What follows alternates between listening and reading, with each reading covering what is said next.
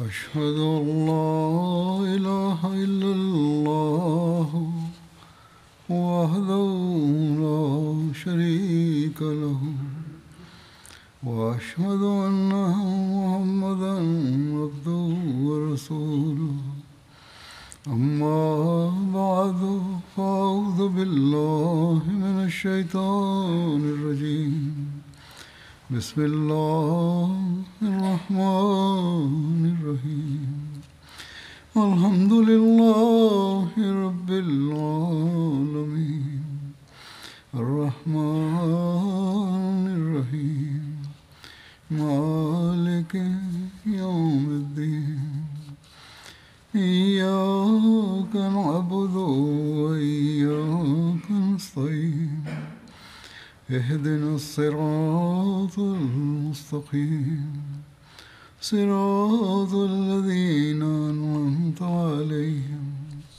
غير المغضوب عليهم ولا الضالين.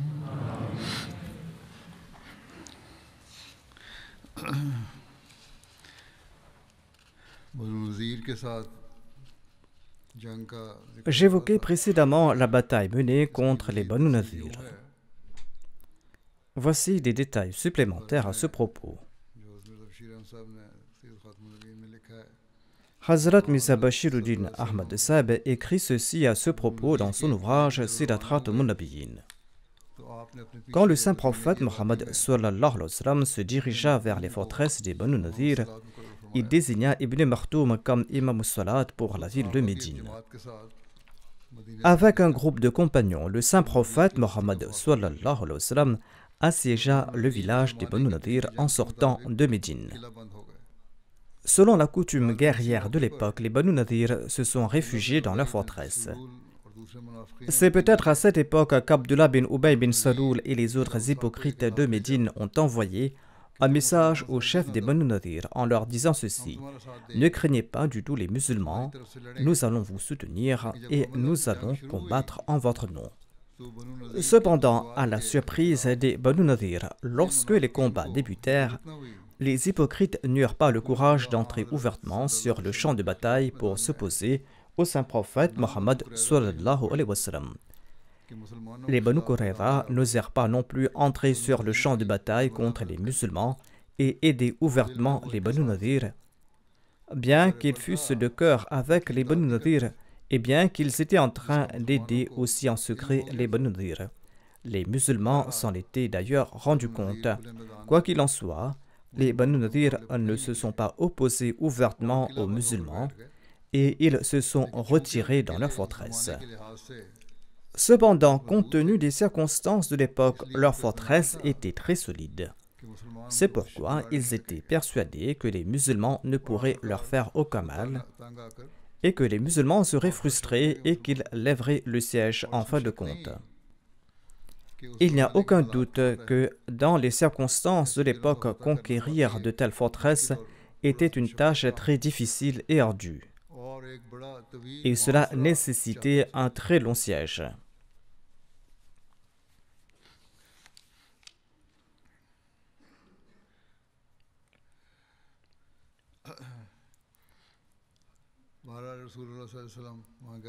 En tout cas, le saint prophète Mohammed sallallahu alayhi wa sallam s'est rendu là-bas. Il a maintenu le siège des Banu Nadir. Ce siège aurait duré 6 jours selon un récit ou 15 jours selon un autre. Hormis cela, on trouve mention de 20 ou de 23 jours selon certains récits. Au cours du siège, le saint prophète Mohammed sallallahu alayhi wa sallam avait ordonné de couper et de brûler quelques arbres, car les Juifs envoyaient leurs flèches et des pierres du haut des murailles de leur forteresse, et ces arbres leur servaient d'enceinte de défense et de cachette.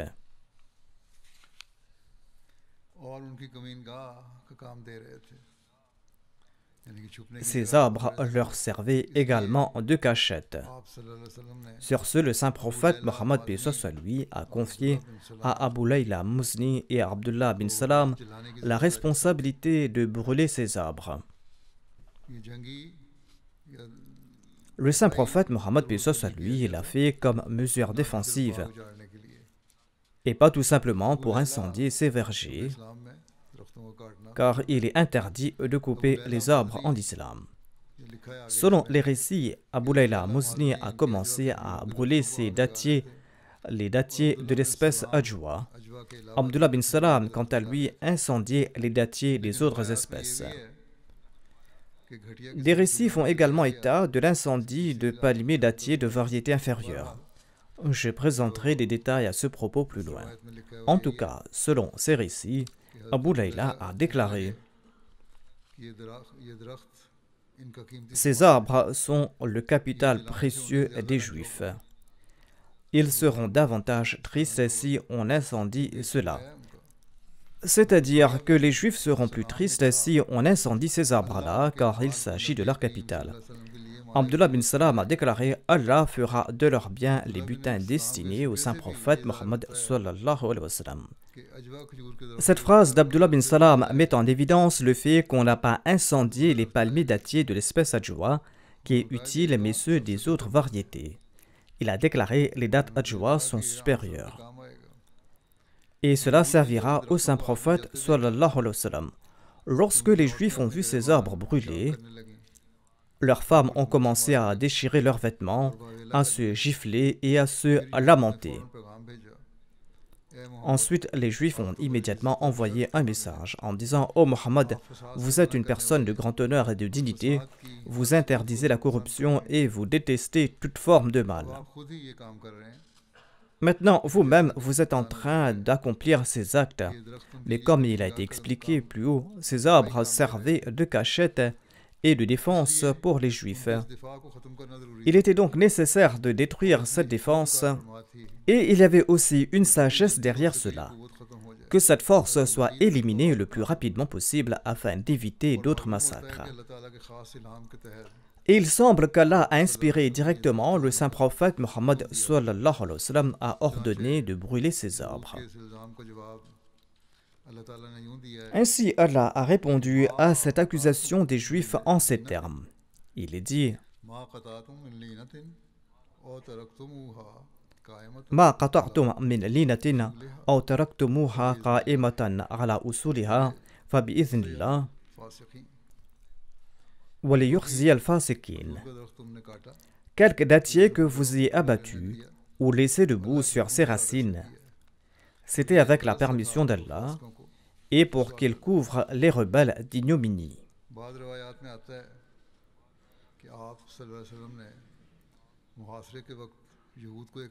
Selon certains récits, lors du siège, le saint prophète Mohammed paix soit sur lui a une fois de plus offert son pardon aux Juifs en leur proposant un nouveau pacte. Le saint prophète Mohammed paix soit sur lui leur a dit ceci: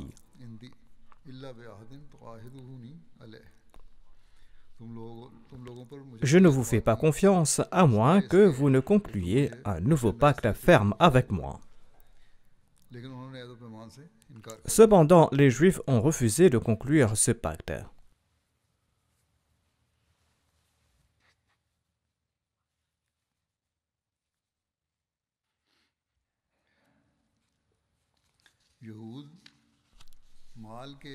Les Juifs étaient très avides de biens matériels. Lorsque leurs précieux arbres ont été brûlés, ils se sont immédiatement soumis et ils ont accepté de quitter la région. La citation ci-dessus provient d'une biographie. Je cite maintenant Hazrat Mirza Bashir Ahmad Sahib qui dit à ce propos. Il déclare: les musulmans ont poursuivi le siège pendant de nombreux jours. Mais le siège n'a pas eu de résultat. Quelques jours plus tard, alors que les Banu Nadir n'avaient toujours pas trouvé d'issue à leur conflit, le saint prophète Mohammed sallallahu alayhi wa sallam a ordonné que certains des dattiers appartenant aux Banu Nadir, situés sur les terrains extérieurs de leur forteresse, soient détruits. Ces arbres portaient un type de date connu sous le nom de lina, qui est une date de très basse qualité, et dont les fruits ne peuvent généralement pas être consommés par les humains. Le but de cet ordre était que les Banu Nadir soient frappés d'effroi à la vue de ces arbres coupés et qu'ils ouvrent les portes de la forteresse.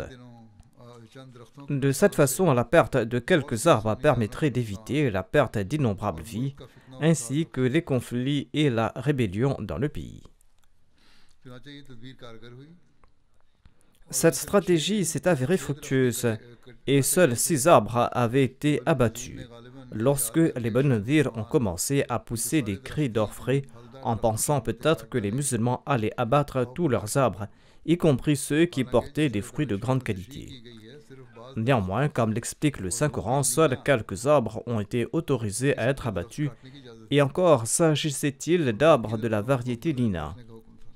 Et même dans les circonstances normales, les musulmans n'étaient pas autorisés à couper les arbres fruitiers de leurs ennemis. Quoi qu'il en soit, cette stratégie s'avéra payante, et frappés de stupeur, les Banu Nadir ont ouvert les portes de la forteresse après un siège de 15 jours, à condition qu'ils soient autorisés à partir avec tous leurs biens et leurs possessions en paix et en sécurité. Il s'agissait de la même offre que celle que le saint prophète Mohammed paix soit lui avait déjà présentée. Comme le seul désir du saint prophète paix soit lui était d'établir la paix, fermant ainsi les yeux sur les difficultés et les dépenses que les musulmans avaient dû supporter au cours de cette campagne, même maintenant le saint prophète Mohammed paix soit lui a accepté la condition des Banu Nadir et il a chargé son compagnon Mohammed bin Maslama de superviser le départ des Banu Nadir de Médine dans la paix et dans la sécurité. Comme l'a expliqué Hazrat Mirza Bashir Ahmad Sahib, les dattiers de haute qualité n'ont pas été coupés. De même, selon un commentaire du Sahih al-Bukhari, les dattiers brûlés n'étaient pas de haute qualité, mais il s'agissait des dattiers ordinaires et de moindre valeur. Et les dattes de ces arbres n'étaient généralement pas consommées comme nourriture. En fait, seulement 6 arbres ont été brûlés, comme mentionné dans l'ouvrage Sirat Khatamun Nabiyyin.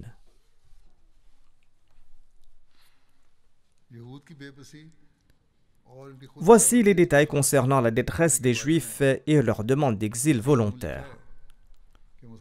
Selon les récits, les musulmans ont brûlé les arbres de cette tribu des Juifs et ceci les a terrifiés davantage. Allah a rempli leur cœur de terreur, brisant leur morale, et ils se sont ainsi rendus.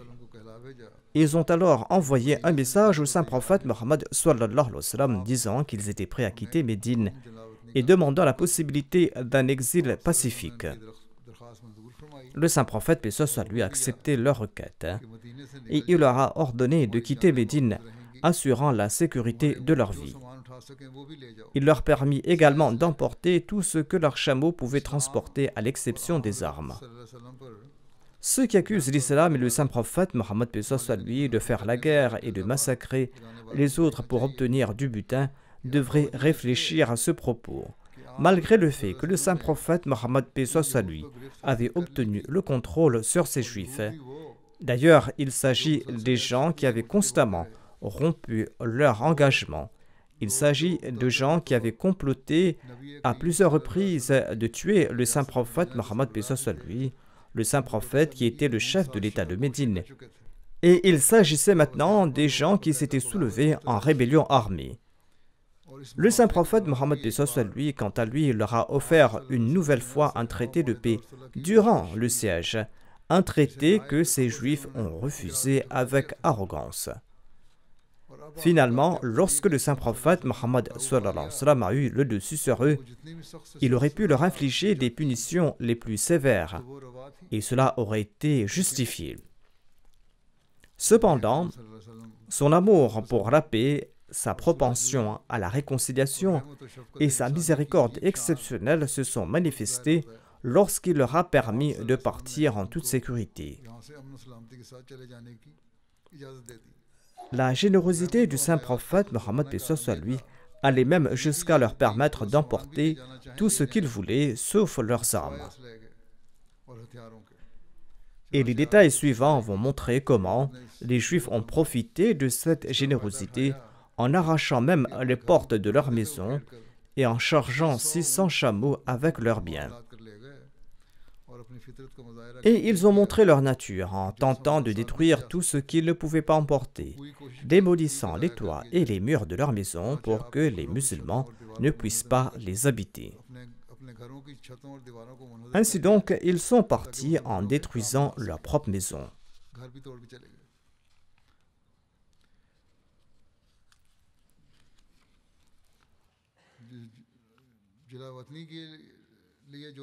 Les conditions d'exil imposées au Banu Nadir étaient les suivantes.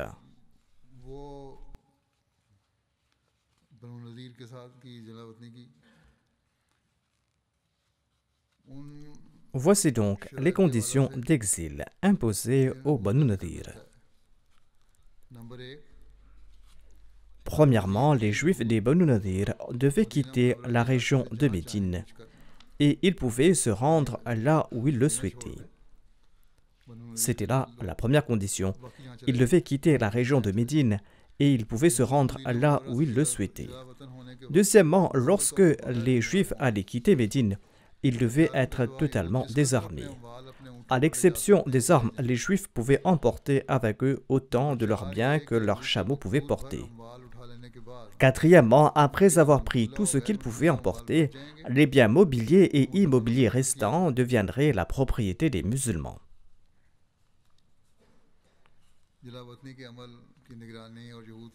Les récits évoquent aussi la supervision de l'exil et les détails des excuses et des prétextes des Juifs. La responsabilité de l'exil des Banu Nadir de Médine fut confiée à Mohammed bin Maslama radhiyallahu anhu. À ce moment-là, les Juifs ont fait une autre excuse en disant que de nombreuses personnes de Médine leur devaient de l'argent et que ces dettes devaient être remboursées à une date ultérieure. Leur intention était de rester plus longtemps à Médine. Le saint prophète Mohammed lui a déclaré « Annulez les intérêts et réduisez le montant des dettes, mais faites vite ». Il ajouta que les dettes seront remboursées à condition que les intérêts soient annulés, mais qu'ils devaient partir de là rapidement. Abu Rafi Salam bin Abi Hukayk devait recevoir 120 dinars de Usaid bin Hudayr. Il a annulé les 40 dinars d'intérêt et il a reçu 80 dinars du principal. De nombreux autres juifs en ont fait de même. Quand le saint prophète Mohammed lui a imposé les conditions de l'exil, Abu Rafi Salam bin Abi Hukayk a dit à Huyay bin Akhtab, il lui a dit ceci, malheur à toi. Embrasse l'islam avant de subir un sort encore pire. Huyay bin Akhtab a répondu, quel sort pourrait être pire que celui-ci? Abu Rafi a répliqué, nos femmes et nos enfants seront capturés, et nos courageux guerriers seront tués, et nos biens seront confisqués par les musulmans. Aujourd'hui, il est plus facile de sauver nos vies en abandonnant nos biens. Si nous provoquons des troubles, cela se terminera par la mort et la captivité. Huyay a réfléchi quelques jours à ce propos lorsque Yamin bin Umayr et lorsque Abu Sa'd bin Wahab ont remarqué son dilemme. L'un d'entre eux a dit à l'autre, « Tu sais très bien que Mohammed sallallahu alayhi wa sallam est le messager d'Allah, alors qu'attendons-nous? Nous devons devenir musulmans. Nous savons que cela a été prouvé par nos écritures. Il est donc préférable de devenir musulmans afin de sauver nos biens et nos vies. » Ainsi, tous deux sont sortis de la forteresse dans l'obscurité de la nuit et ils ont rejoint l'armée islamique. En acceptant l'islam, ils ont pu ainsi sauver leur vie et leurs biens, et c'est ainsi que ces deux personnes ont été épargnées. Yamin bin Umayr est devenu par la suite un compagnon très dévoué. Dès cette époque, l'amour pour le saint prophète Mohammed lui avait tant envahi son cœur que lorsque Amr bin Juhaysh, un juif des Banu Nadir qui avait tenté de manière odieuse de tuer le saint prophète Mohammed lui, eh bien Yamin bin Umayr, qui était le cousin de ce même Amr bin Juhaysh, a fait tuer ce dernier par l'intermédiaire d'une autre personne. Lorsque le saint prophète Mohammed lui apprit à propos de cette démonstration de dévouement et d'amour, il exprima sa satisfaction. Ceci est tiré d'un livre d'histoire. Voici les détails sur l'exil des Juifs. Au moment de leur départ, les Juifs ont chargé sur leurs chameaux leurs femmes et leurs enfants, ainsi que tout ce que leur monture pouvait transporter, à l'exception de leurs armes. Ils avaient en tout 600 chameaux. Chaque personne a démoli elle-même sa maison et a emporté le bois comme les portes et les fenêtres sur leurs chameaux. Selon un récit, ces gens ont même démoli les piliers et les toits de leur maison. Ils ont enlevé les portes, les planches et même les gonds, et ils ont démoli les murs par pure jalousie et par pure rancune, afin que les musulmans ne puissent pas occuper leur maison après leur exil. Ainsi, lorsque les Juifs ont mis leurs femmes et leurs enfants sur les chameaux et ont chargé leurs biens sur d'autres chameaux, ils ont donné l'impression de ne pas être soucieux ou honteux de leur exil, bien que leur cœur brûlait de rage. Ils feignaient de ne pas s'en soucier, montrant aux gens qu'ils partaient joyeusement. Ils ont passé d'abord par la région des Banu Harith bin Khazraj et ils ont traversé la zone de Disr. Disr était également un marché de Médine. Ces Juifs ont fait défiler leurs femmes ornées et maquillées. Ces femmes étaient assises dans les hudaj sur les chameaux, tandis que leurs servantes dansaient au son de la musique. Les Juifs exhibaient leur richesse pour susciter l'envie des autres. Abu Rafi transportait un sac en cuir rempli d'or et d'argent. Abu Rafi, en agitant son sac rempli d'or et d'argent, disait ceci: « Nous avons gardé cet argent pour affronter ces situations et pour obtenir la victoire. » Leur départ se déroulait ainsi. Ces Juifs chantaient, jouaient de la musique, récitaient des poèmes provocateurs et ils dansaient. Cependant, le saint prophète Mohammed ignorait leur mesquinerie et il ne leur prêtait aucune attention malgré leur comportement. Si ces Juifs des Banu Nadir avaient eu affaire à une autre nation, ils n'auraient peut-être même pas reçu de quoi se couvrir après le comportement qu'ils avaient adopté. Ainsi, ils méritaient un châtiment sévère et ils n'auraient pas dû emporter quoi que ce soit, mais c'était la clémence et la miséricorde du saint prophète Mohammed lui qui les avait épargnés. Voici les détails sur le nouveau lieu de résidence des Banu Nadir. Selon les récits, lorsqu'ils ont été poussés à l'exil, il n'était pas nécessaire qu'ils quittent toute la péninsule arabique. Ils devaient tout simplement quitter la région de Médine. Ils pouvaient s'établir où ils le souhaitaient.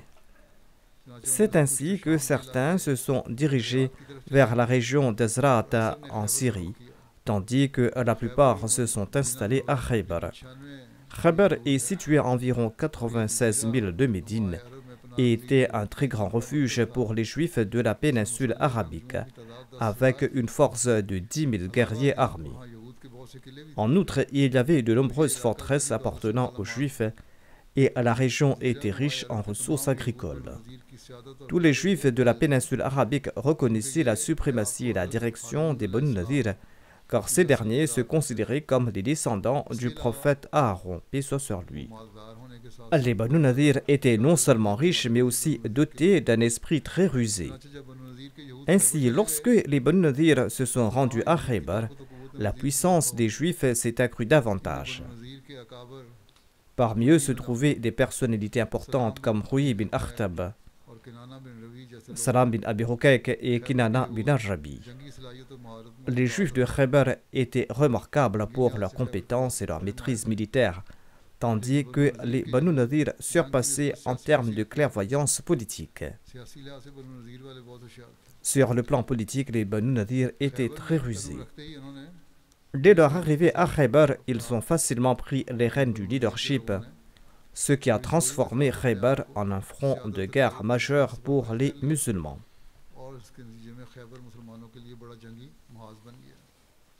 On trouve également mention des récits du départ des fils des Ansar avec les Juifs des Banu Nadir.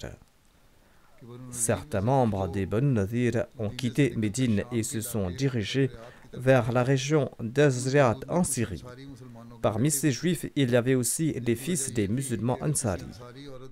La raison en était qu'avant l'avènement de l'islam, lorsqu'une femme Ansari perdait ses enfants, elle faisait le vœu que si son fils survivait, elle ferait de lui un juif. Ainsi, il y avait plusieurs fils des Ansar qui avaient été faits juifs en raison de ce vœu.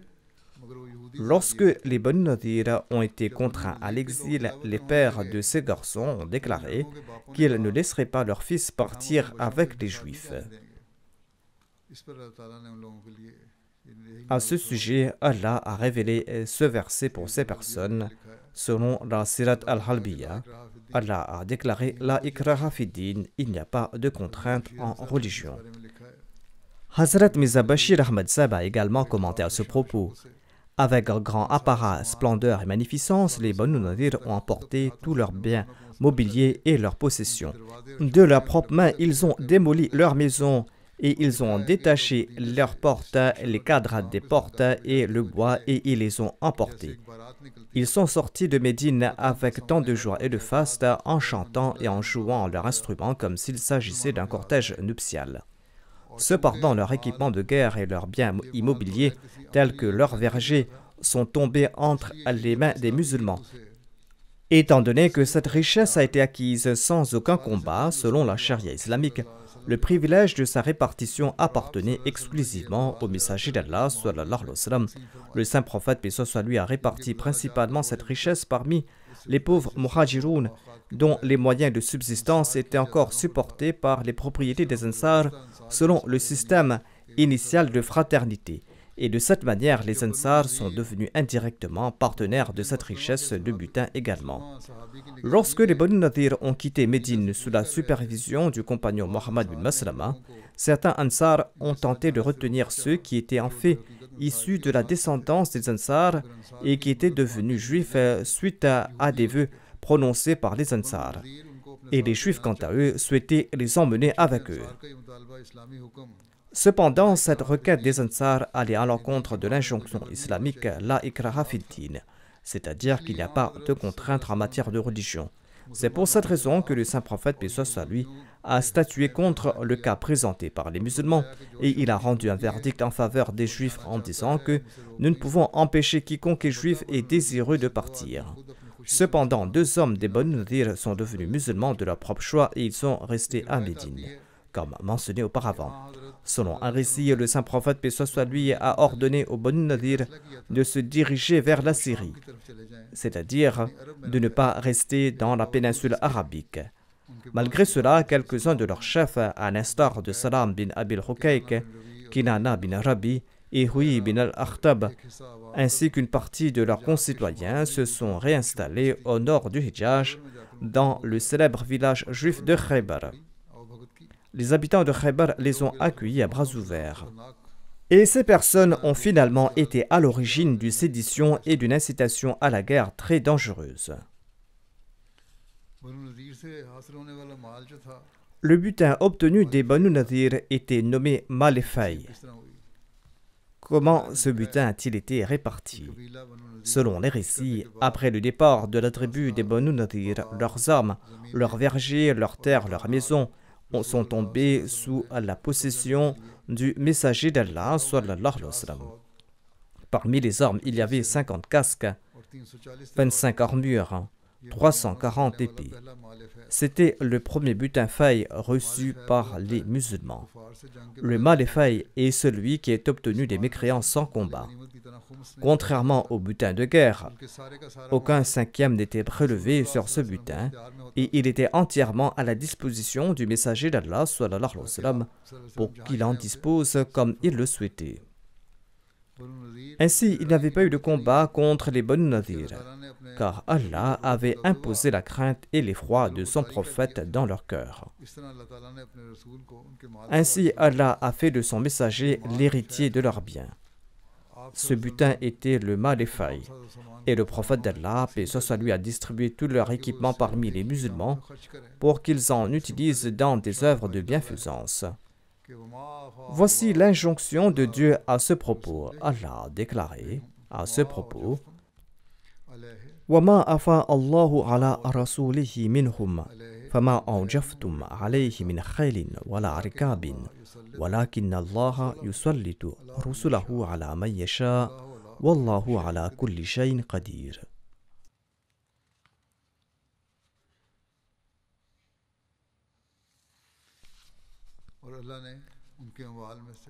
Et tout ce qu'Allah a accordé d'eux comme butin à son messager, pour cela vous n'avez poussé ni chevaux ni chameaux, mais Allah accorde à son messager le pouvoir sur qui il veut, c'est-à-dire qu'il n'y a pas eu de combat, et Allah a le pouvoir de faire tout ce qu'il veut. Nous trouvons également un exemple admirable de l'amour et du sacrifice des Ansar. Lors de la distribution du butin faille, le messager d'Allah sallallahu alayhi wa sallam a demandé à Thabit bin Qais bin Shammas de rassembler son peuple devant lui. Thabit a demandé au messager d'Allah sallallahu alayhi wa sallam: s'agit-il des Khazraj? Le saint prophète a déclaré: appelle tous les Ansar. Ainsi, il a rassemblé les Aws et les Khazraj. Après avoir loué Allah, le saint prophète, paix soit sur lui, a évoqué la bienveillance des Ansar à l'égard des Muhajiroun. Il a dit que les Ansar avaient fait preuve d'une grande bonté à l'égard des Muhajiroun et il a proposé ceci: si vous le souhaitez, le butin faille obtenu des Banu Nadir sera réparti entre vous et les Muhajiroun. En ce cas, les Muhajiroun ne cesseront à occuper vos maisons et à posséder vos biens. Sinon, je peux distribuer le butin faille uniquement parmi les Muhajiroun. Et dans ce cas, ils quitteront les maisons que vous leur avez données, c'est-à-dire les propriétés et les avantages que les Muhajiroun tiraient des Ansar cesseront et ils auront désormais leurs propres biens. Sur ce, Saad bin Ubada et Saad bin Mu'adh ont déclaré: laissez nos biens entre leurs mains et distribuez également tous les biens des Banu Nadir à nos frères Muhajiroun. C'est-à-dire qu'ils gardent tout ce que nous leur avons offert et donnez-leur également les biens de faille des Banu Nadir. En entendant cela, les Muhajiroun se sont exclamés de toutes parts: Radouina wa sallamna ya Rasulallah. C'est-à-dire au messager d'Allah, nous en sommes satisfaits et nous acceptons cela. Le saint prophète Mohammed paix soit sur lui était très heureux de voir cet esprit de sacrifice et de générosité et il a déclaré: Allahumma arham al-ansar wa abna al-ansar. Ô Allah, accorde ta miséricorde aux Ansar et à leurs enfants. Le saint prophète paix soit sur lui a distribué la plupart des biens parmi les Muhajiroun. Parmi les Ansar, seuls 2 compagnons pauvres, Sahal bin Hunayf et Abu Dajana, ont été gratifiés de ces biens. Ibn Uyayna rapporte avoir entendu Zuhri déclarer que le messager d'Allah, paix soit lui, n'a offert des biens des Banu Nadir à aucun Ansar à l'exception de Sahal bin Hunayf et d'Abu Dajana parce qu'ils étaient dans le besoin. Le saint prophète Mohammed paix soit lui a offert à Saad bin Mu'adh l'épée de Abu Hukayk, une épée qui était très célèbre. Et il a distribué le reste des biens parmi les pauvres et il a conservé une partie pour les dépenses de ses épouses. Selon un récit, le saint prophète paix soit lui utilisait les récoltes des vergers des Banu Nadir pour couvrir les dépenses annuelles de ses épouses.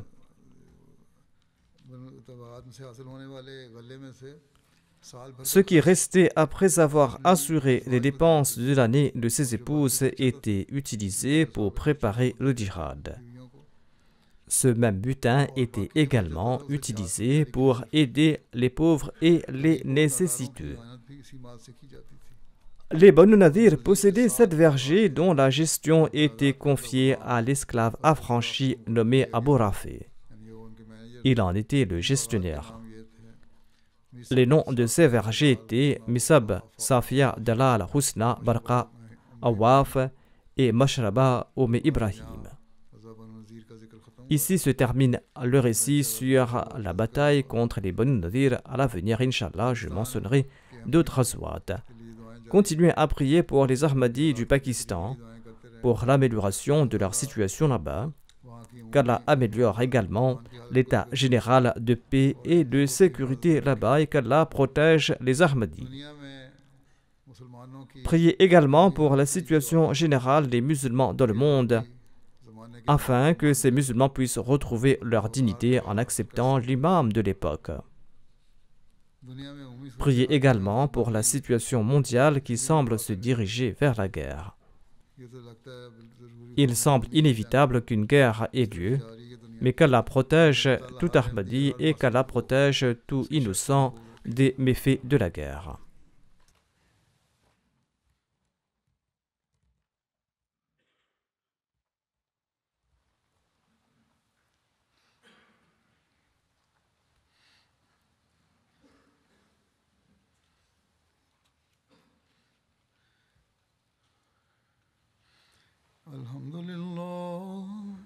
Alhamdulillah, nahmaduhu wa nasta'inuhu wa nastaghfiruhu wa nu'minu bihi wa natawakkalu alayhi wa na'udhu billahi min shururi anfusina wa min sayyiati a'malina. Man yahdihillahu fala mudilla lahu ومن يضلل فلا هادي له